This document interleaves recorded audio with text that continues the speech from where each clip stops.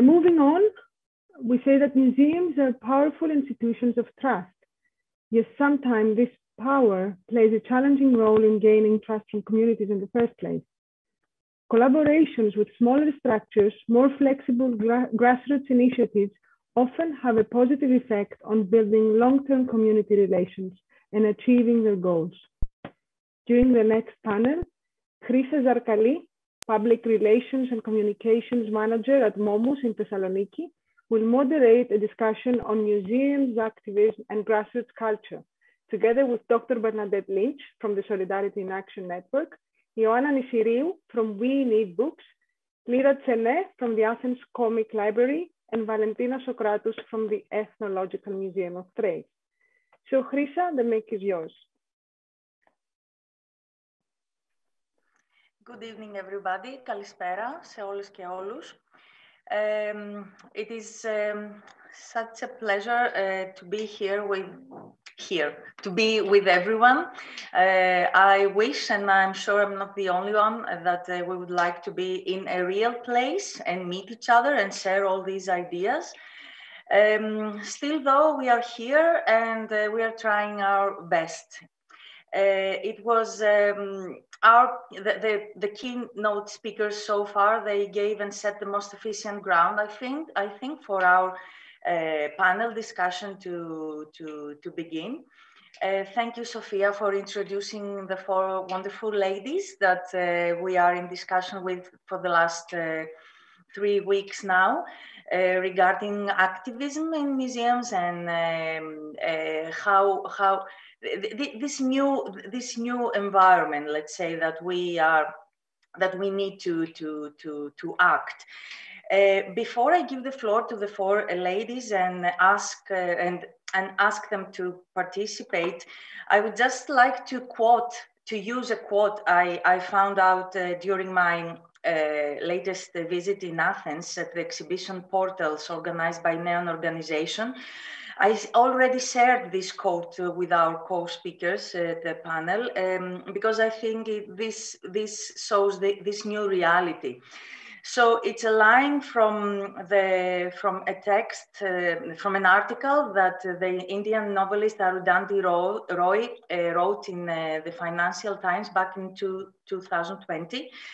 And although it is an article that quotes the way coronavirus was dealt in India, in the end, she writes, "Nothing could be worse than a return to normality.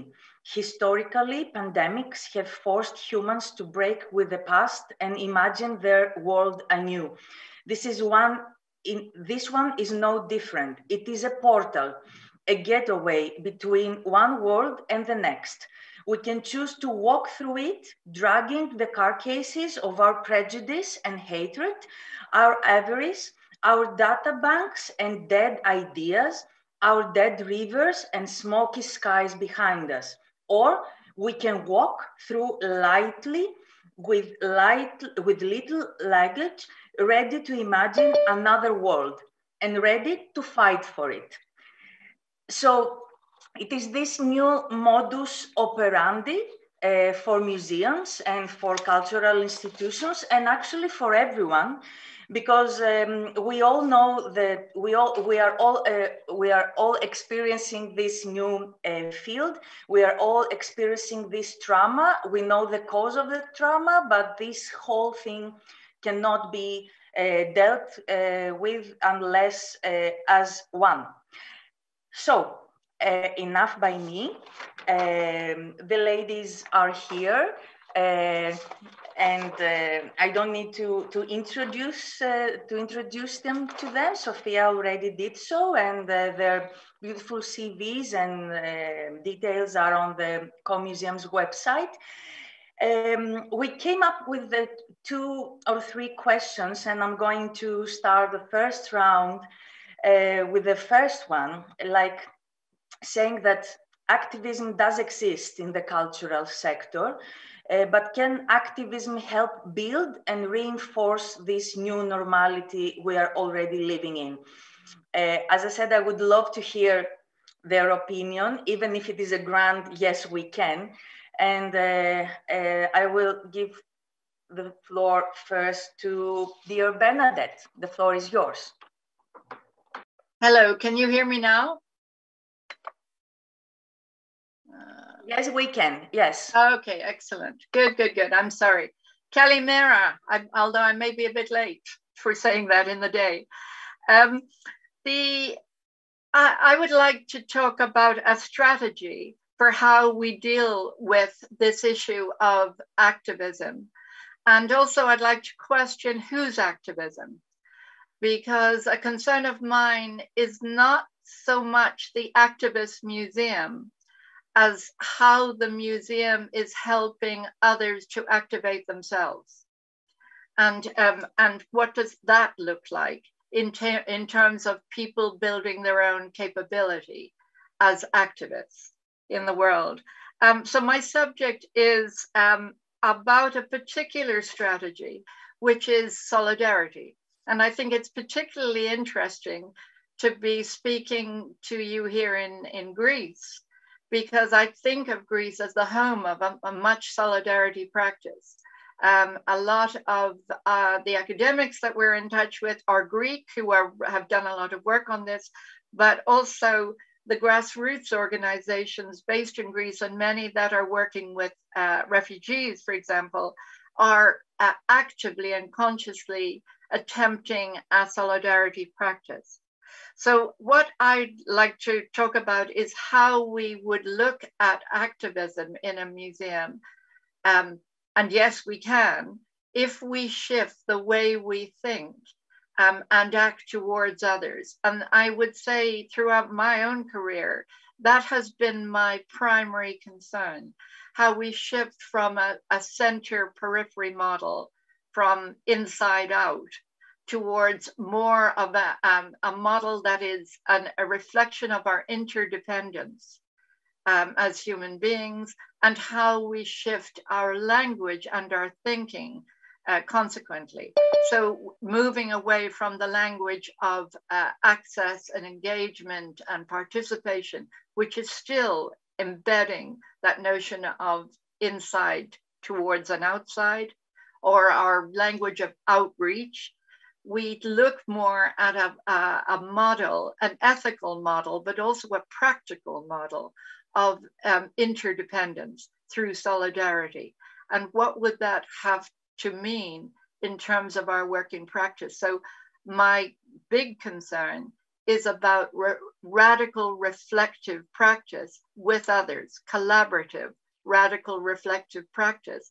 And much of that, from my point of view and that of our network, has to come through partnerships, many of which are outside of museum, with organizations that are grassroots, that are based, and also with critical theory, to bring all of this together and examine our practice so that we challenge our perceptions that are still very much embedded in a colonialist, helping others who are helpless model, which in the end undermines their own activism.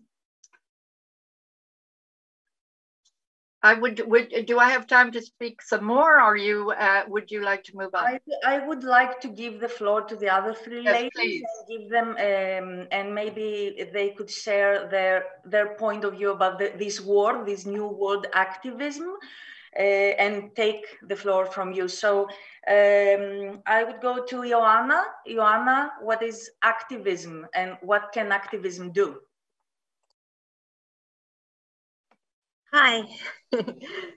So, what is activism? Activism for me is optimism. You have to be an optimist to be an activist. And you have to find the strength to be informed about what's going on and select your fight that you want to fight as an activist. Believing in this optimism is is the foundation of grassroots organizations. This is what we stand on. This is what brings us together. And this is what We Need Books does as well. And I very much agree with what Bernadette was saying. We are trying to empower our community to choose their battle and fight their fight. And it might sound like we are running a martial arts school, but we do have many ways of doing this, which are quite peaceful. So we do it through teaching language skills, offering equal access to knowledge. We do it through offering opportunities for growth through education, cultivating empathy through literature, creating networks, helping unprivileged students with their homework, developing skills in storytelling for advocacy, providing resources for studying the big social issues of our time, and providing opportunities where we can become familiar with what we see as the other. I'm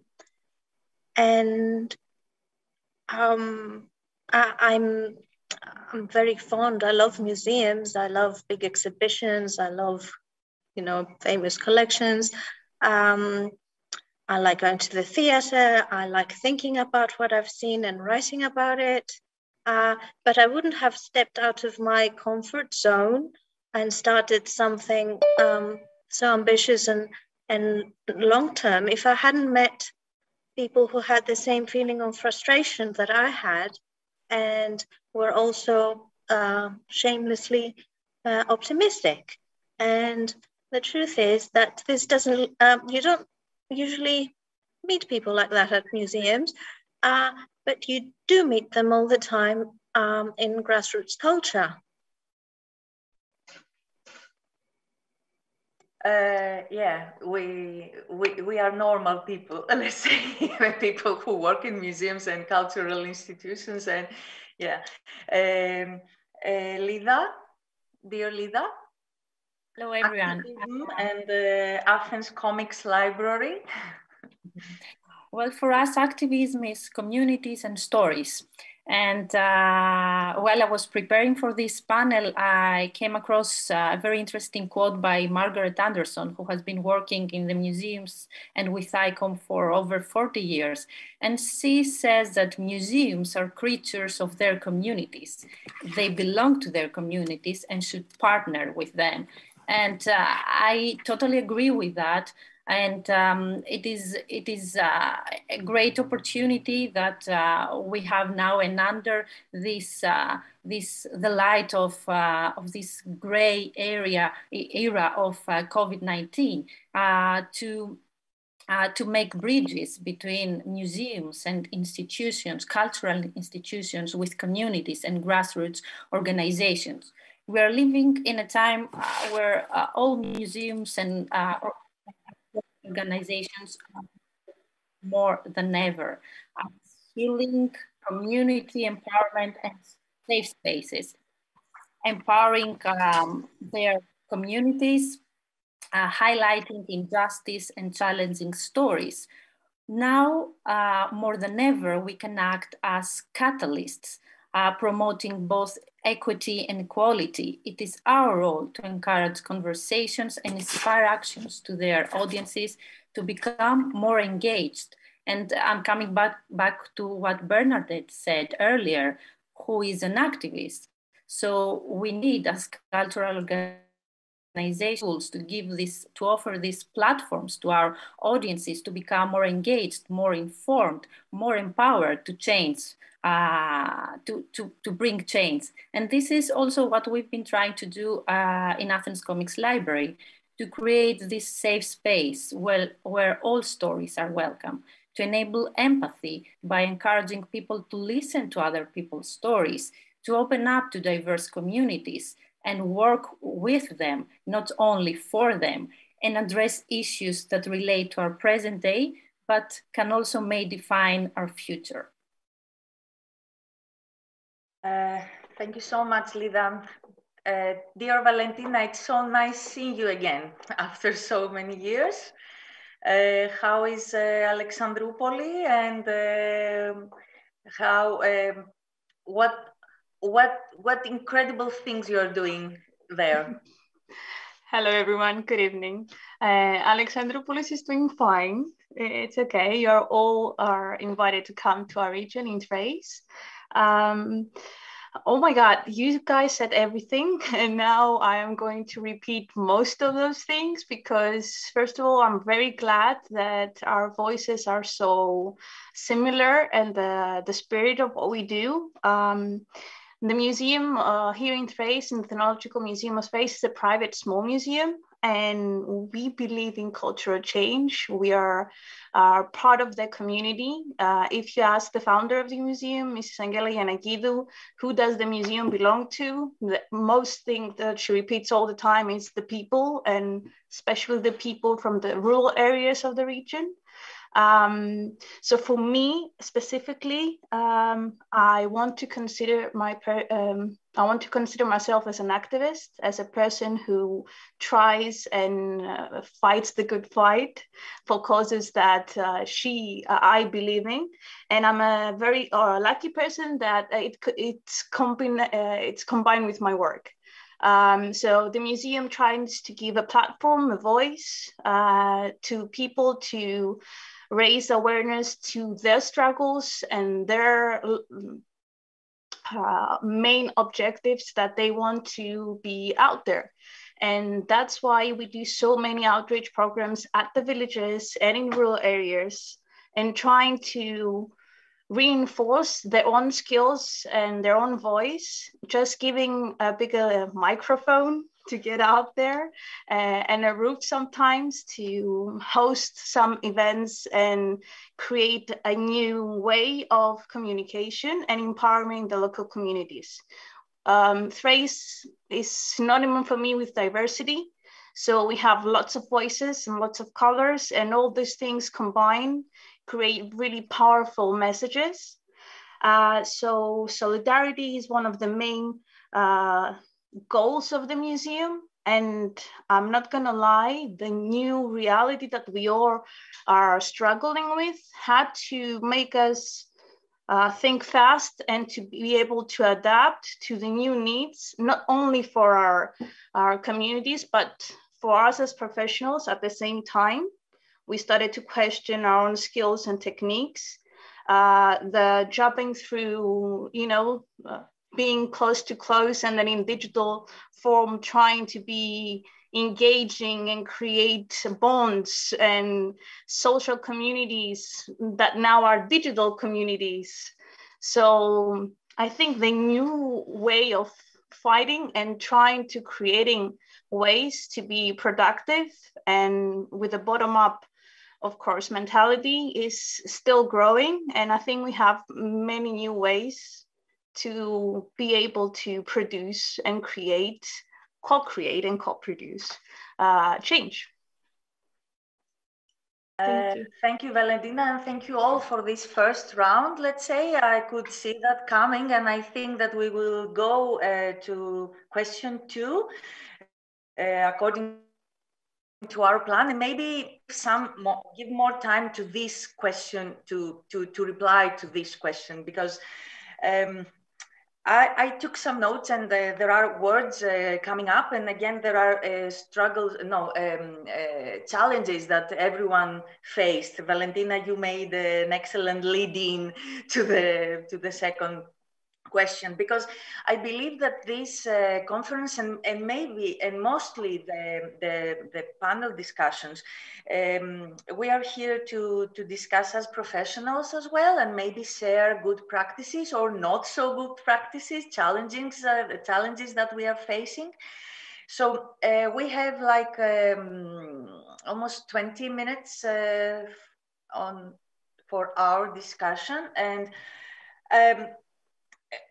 we said in our communication that maybe if we had to do a SWOT analysis, let's say, for our organizations, institutions, networks, especially SWOT analysis, especially of right now, especially of the situation, of the reality that we are facing.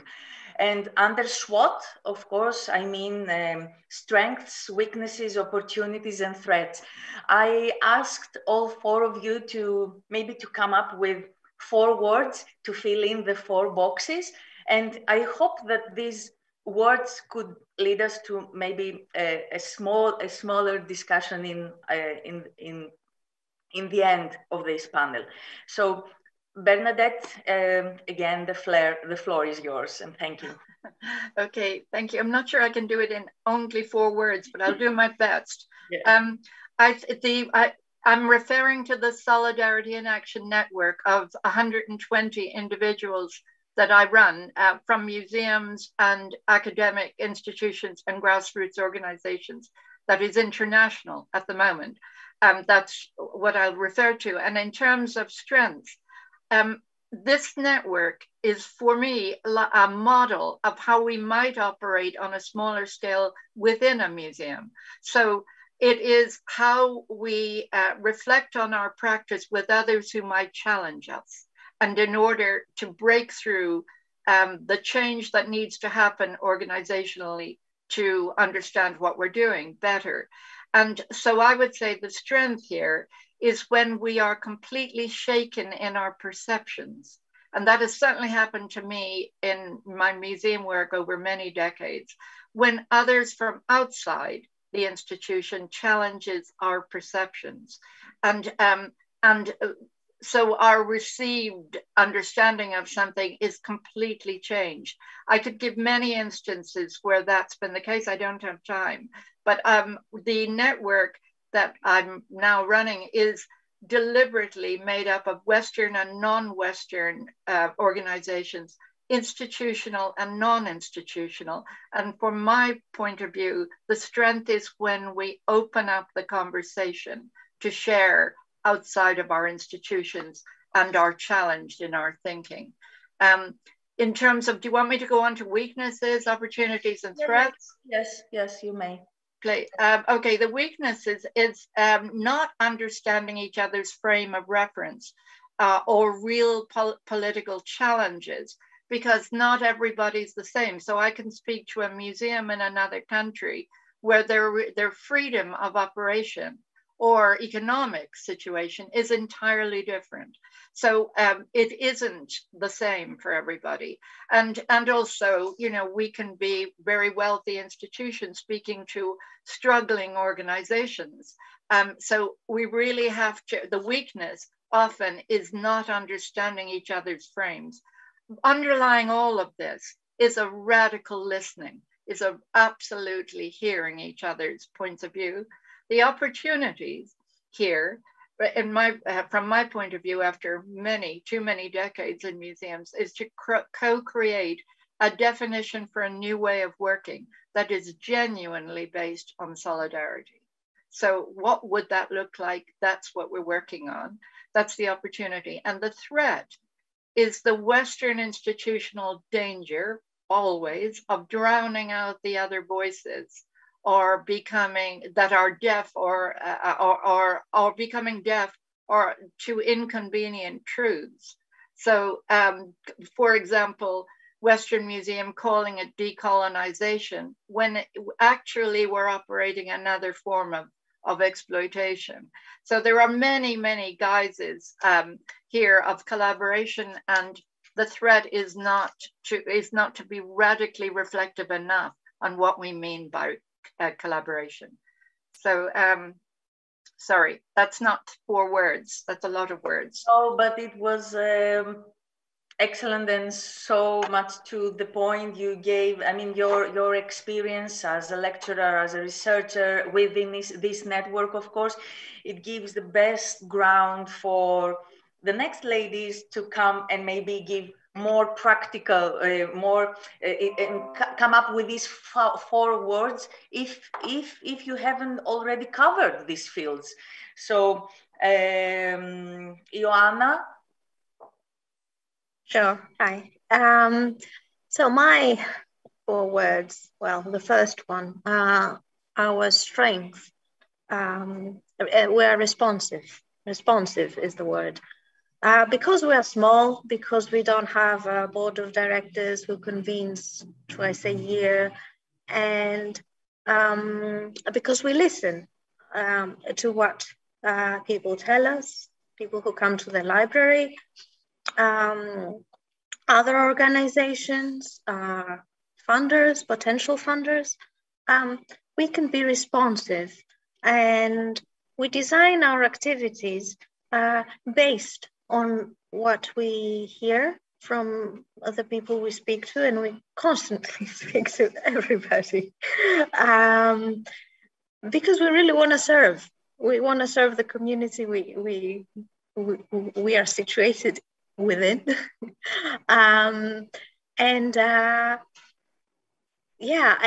Also we do it even if we don't have the funds. Like we find ways to do it.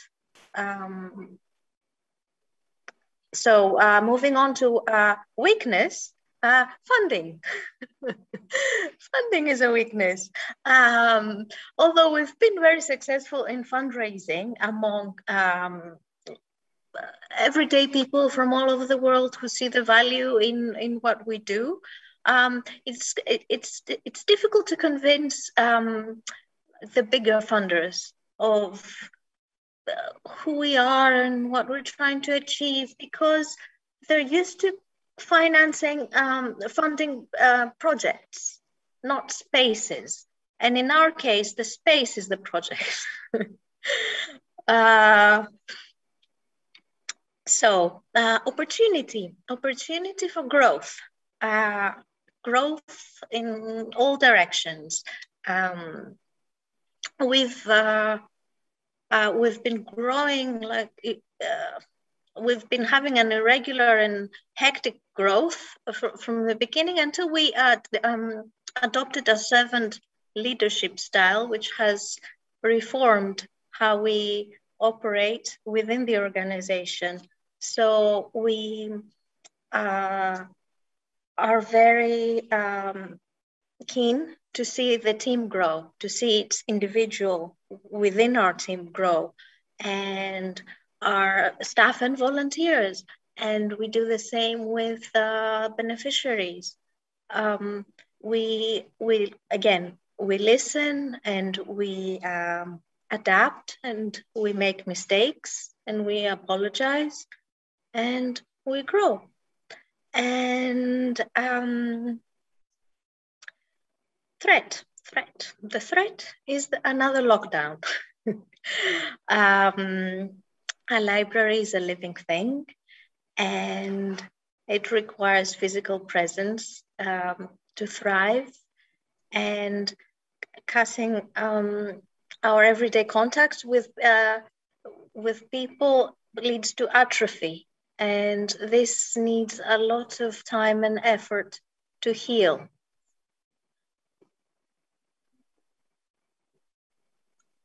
I could see the funding word coming up, and it was quite early enough, obviously. Lida, your list of words or notions under these 4 words of ours? So our strength is the creativity and imagination coming through comics and stories.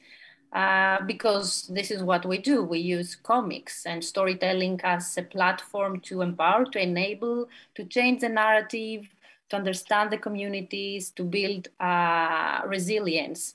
And sometimes we use creativity, imagination, comics, and stories to become more resilient as well, to adapt to the new situation.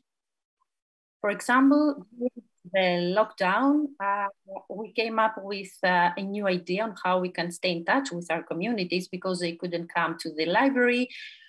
Most of them, they didn't have access to the internet, so we created a series of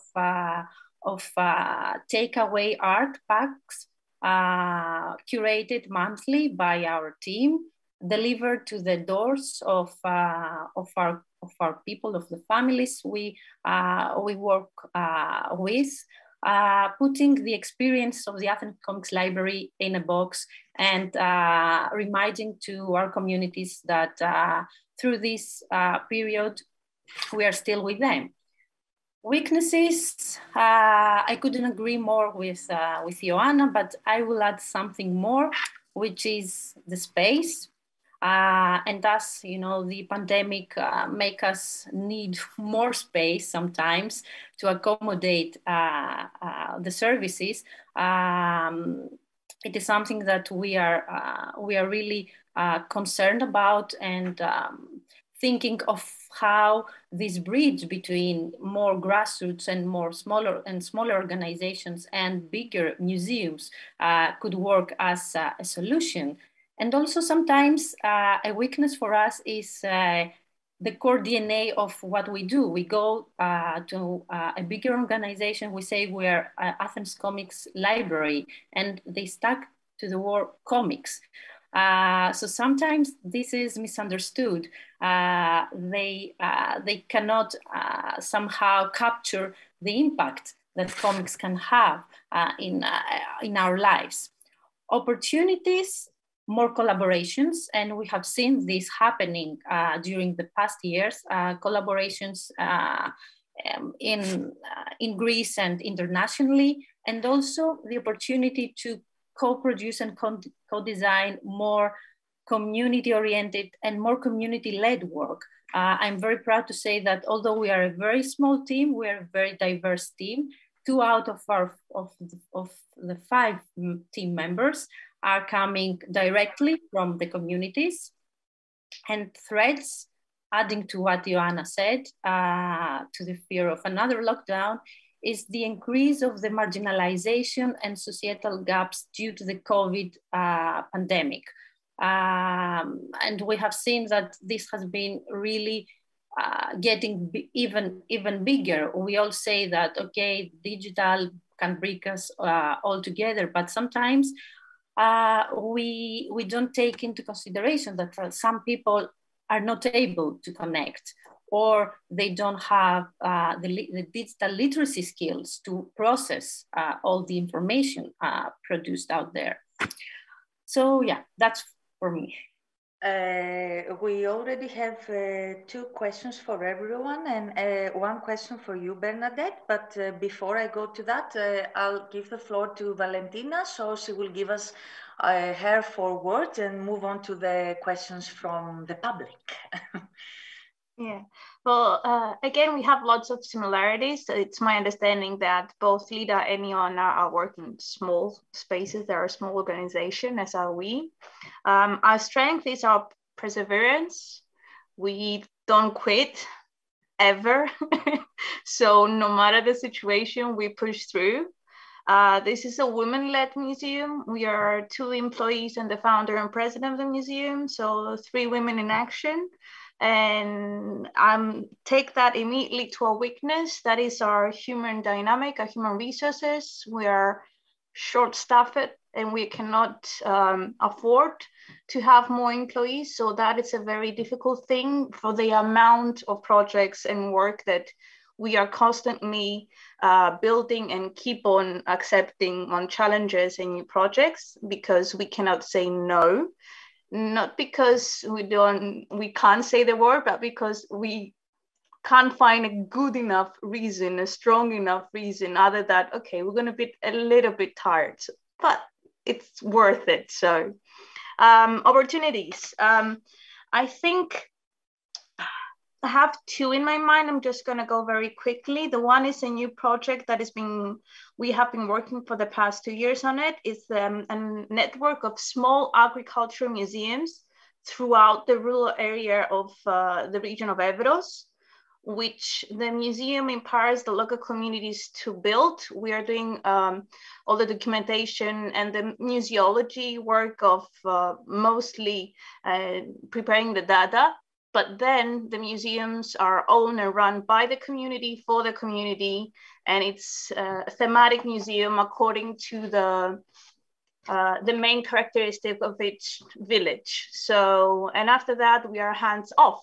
We are not there anymore, like we are letting them fly. And the second one is the Artisans Network. Mrs. Ioanna, she created a new type of brand for the museum. It's called Chrysa, and it's actually a network of artisans, and they're trying to redefine what is traditional creations and handicrafts, and at the same time boost them economically in producing products for the brand of Chrysa that the museum runs. And lastly, third, economic instability, because most of the time funding goes to projects and not to logistics and the cost of running a museum. So that is a struggle, and that's it from me for that. Okay, so I will have to choose one question, and I think that it's going to be the one for you, Bernadette. You mentioned radical listening. How does it look like in a museum context? It's the question that the friend said to you. There are 2 or 3 more I would suggest to all of us.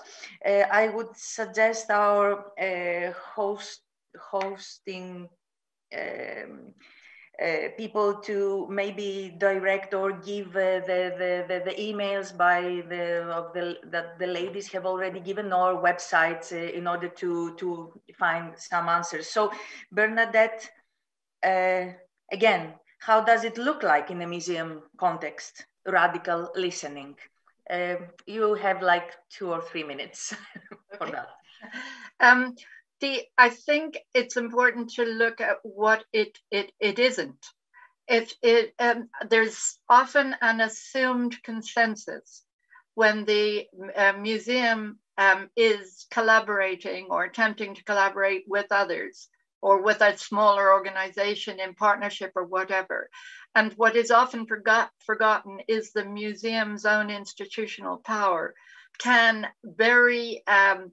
operate in those situations.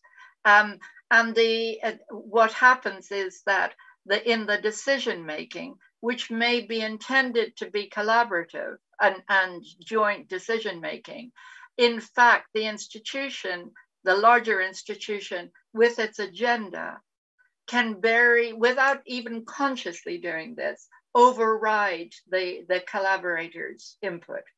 And we have all seen this many, many times. So there's an issue about assumed consensus. And there's a really important process of checking in and reflecting on, does good look like the same thing for everybody in this space, for all of the stakeholders?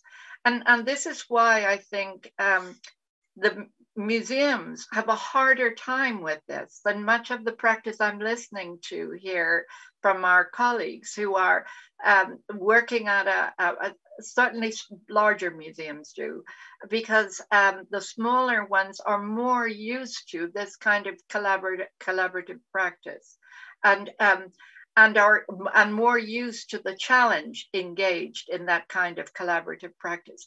And this is why I also feel that the larger museums can only change this through very deliberately partnering with organizations that are more used to this, that know how to do this better than our larger institutions do. And for the larger institutions to open themselves to that kind of challenge, whether we're all on the same page, whether there's a consensus being assumed here, and also open to conflict. Because one of the things that happens with the larger institution very often, they kind of sit on conflict or drown it out very gently, but effectively, by avoiding the conflict situation. So if we're going to change our practice this way, we cannot avoid conflict. We have to open up the debate and the discussion and make space for it, make time for it, and actively listen out for it. So I guess that's what I mean about, and the only other thing that I would like to just quickly mention, the big shift here is that people are not passive beneficiaries, they are active agents. And the big shift for museums is to start operating in that way. Stop looking at people, stop using the language of beneficiary, because we are not, that if we are genuinely partnering with people, there's no beneficiary here. We are collaborators, and we are all actively in the game. So I hope that answers somewhat, but it absolutely requires very, very deliberate, reflective practice. Thank you so much. Well, I can only say that it is definitely a new word to imagine, definitely a new word to fight for, in absolute shaken in our perceptions, as you, Bernadette, put it out in the beginning. Shaking in our perceptions and holding on our strengths, because there are strengths. So thank you all for this discussion. It was not so nice meeting you, and I hope we'll meet again somewhere soon physically. Good luck, everyone. Thank you. Thank you. Yes, good luck with your work. Thank you so much, Chrysa, Ioanna, Lida, Valentina, and Bernadette. We'll definitely meet again. These discussions are warming up more and more, and they're getting, well, not mainstream, but they're being amplified all the time. And as Bernadette so rightfully said, it's not about philanthropy, it's not about beneficiaries, it's about active agents that co-create programs with the museum. And this is the big question. How do we make this relationship lasting and meaningful and honest and transparent and fair within the powers that are played around? Because after all, museums, what would they be without their communities?